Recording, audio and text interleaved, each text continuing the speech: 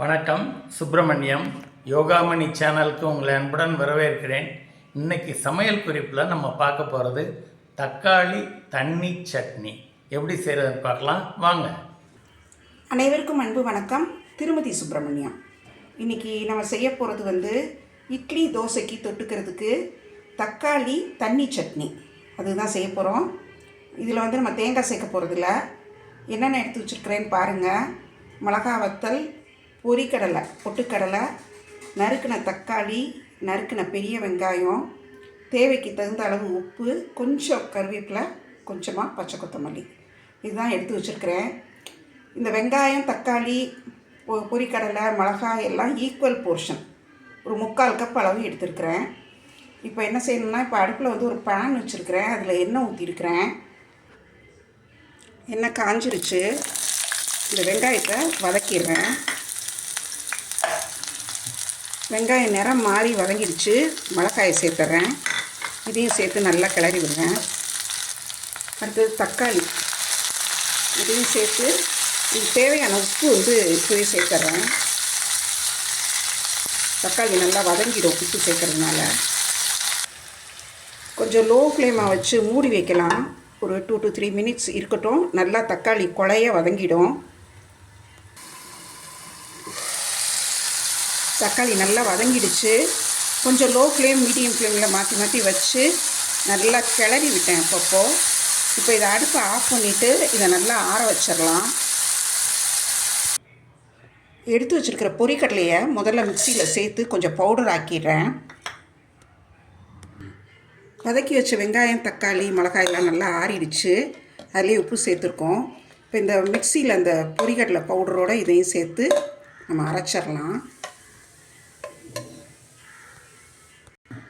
இப்போ இதை முதல்ல ஒரு சுற்றி ஒரு 2 சுற்றி அரைச்சிட்டு அப்புறம் வேணுங்கிற அளவு தண்ணி சேர்க்கலாம். நம்ம இப்போ ஒரு 3/4 பதத்துக்கு அரைச்சிருச்சு. இன்னும் கொஞ்சம் மிளகாயோட அந்த ஸ்கின் அதெல்லாம் இருக்கு இல்லையா, ஸோ அதனால் இன்னும் கொஞ்சம் நல்லா தண்ணி விட்டு நல்லா அரைச்சிடலாம்.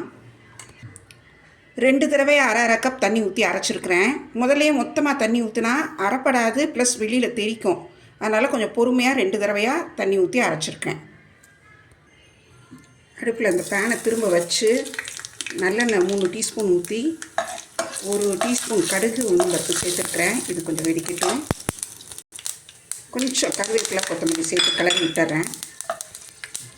தீயை நல்லா லோ ஃப்ளேமில் வச்சுட்டு ஆப்போசிட் சைடில் ஓரத்துலேருந்து இந்த அரைச்ச தக்காளி அது எல்லாத்தையும் இதில் ஊற்றுறேன்.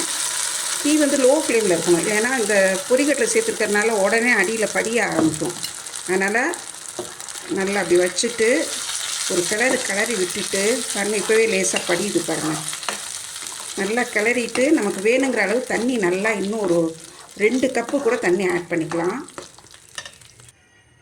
இப்போ பாருங்கள், நல்லா தேவையான அளவு தண்ணி ஊற்றிருக்கிறேன். இந்த அளவுக்கு நல்லா தண்ணியாக இருந்தால் தான் இன்னும் கொஞ்சம் கெட்டிப்படும் இந்த பொரிக்கடலை சேர்த்துருக்கிறதுனால. இது கொஞ்சம் ராஸ்மெல் போகிற வரைக்கும் கொஞ்சம் கொதிக்கணும். மீன்வைல் இப்போ நம்ம சேனல் பார்த்துட்ருக்கிறவங்க, இது வரைக்கும் சப்ஸ்கிரைப் பண்ணாதவங்க எங்கள் யோகாமணி சேனலை சப்ஸ்கிரைப் பண்ணிக்கோங்க. வீடியோஸ் லைக் பண்ணி ஷேர் பண்ணுங்கள். இன்னும் நிறைய வீடியோஸ் இருக்குது. குக்கிங் வீடியோஸ், யோகாசனம், எக்ஸசைஸ்லாம் பண்ணுற வீடியோ, எடை குறைப்புக்கு, டெம்பிள் விசிட், அப்புறம் ஹோட்டல் விசிட்ஸ்லாம் கூட போட்டிருக்குறோம். எல்லாமே பார்த்துட்டு உங்கள் ஃபீட்பேக் கொடுங்க. இப்போ நான் என்ன செய்ய போகிறேன்னா, இவ்வளோ நேரம் வரைக்கும் லோ ஃப்ளேமில் தான் இருந்தது. ஏன்னா இது நல்லா அடியில் படியாமல் ஒன்று போல் கிளறி விட்டுருக்கேன். இப்போ கொஞ்சம் மீடியம் ஃப்ளேம் ஆக்கிட்டு மூடி போட்டு வைக்கிறேன். ஏன்னா இது கொதிக்கிறப்போ கொஞ்சம் அங்கங்கே தெரிக்கும். அதனால தான் மூடி போட்டிருக்கிறேன். இன்னும் ஒரு 2 minutes அப்பப்போ கிளறி விட்டு இந்த ராஸ்மெல் போனோடனே பரிமாறிடலாம். நல்லா ஒரு 3 minutes நல்லா கொதிக்க விட்டுருக்கிறேன். மீடியம் ஃப்ளேமில் வச்சு அப்பப்போ கிளறி விட்டுருக்கிறேன். டேஸ்ட் பார்த்துட்டு இன்னும் கொஞ்சம் உப்பு போட்டேன். கொஞ்சம் உப்பு காணாமல் இருந்தது. அதுவும் சேர்த்துட்டு ஒரு அரை கப் தண்ணியும் சேர்த்துருக்குறேன். ஆக்சுவலி இது மதுரை ஸ்பெஷல் ரோட்டுக்கடை தக்காளி தண்ணி சட்னி. இட்லி தோசைக்கெலாம் இது செய்வாங்க. ரொம்ப நல்லாயிருக்கும். நல்லா கொதிச்சிருச்சு, அந்த ராஸ்மெல் போயிடுச்சு. இப்போ எடுத்து நம்ம பரிமாறிடலாம். நல்ல டேஸ்டியான ரோட்டுக்கடை தக்காளி தண்ணி சட்னி மதுரை ஸ்பெஷல் ரெடி ஆயிடுச்சு. இந்த குறிப்பு உங்களுக்கு ரொம்ப பிடிச்சிருக்கும். செய்து பாருங்கள், எப்படி இருந்துச்சுன்னு சொல்லுங்கள். இந்த வீடியோவை லைக் பண்ணுங்கள், ஷேர் பண்ணுங்கள், எங்கள் யோகாமணி சேனலுக்கு சப்ஸ்கிரைப் பண்ணுங்கள். நன்றி, வணக்கம்.